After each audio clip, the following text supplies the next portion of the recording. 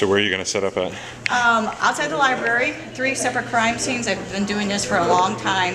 And crime scene tape, they're going to fingerprint, photograph, triangulate, everything. This is their final project, like I said, and they're going to be graded on maintaining the integrity of that crime scene. Did they Mirandize the offender? Were they able to locate the offender and delineate between the offender and the witness? Okay, so this is kind of like what we did for murder to trial, what we're planning on. Drug deal gone bad. You come over her to Maryville because you know this is where she hangs out. She doesn't go here, but you know she hangs out here selling her wares. And you're so upset with her because the drugs that you just bought from her ended up to be fake, okay? So you know this is the path that she always takes, you know, to kind of hang out by the library to sell. And you ambushed her and you can make it up as you go. Janice, the thing that I'm looking for is to see if they know the difference between an interview and an interrogation. When it starts to be an interrogation, you know what they have to have. How'd she die? What? How'd she die? I don't know, you tell me, you're the CSI guys. Oh, just any thoughts in your head? I don't know. How'd she die? Somebody like shoot her or something? I don't know. Think someone shot her? Maybe. I don't know. I didn't hear anything. Didn't hear anything. Someone got shot.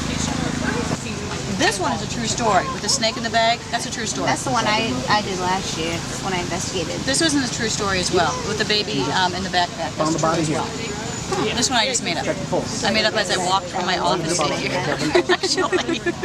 You need to utilize teamwork first and foremost. Without your other teammates, you're going to miss evidence, you're going to forget things, you're going to overstep things, you're going to step on each other's toes. You got to communicate with each other extremely well. Also pay attention to detail.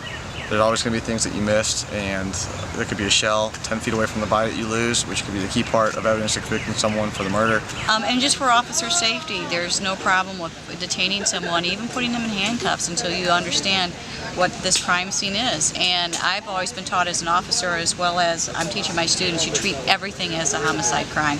It could be an accidental death, it could have been a suicide, but you treat everything as a crime scene until you determine that it's not.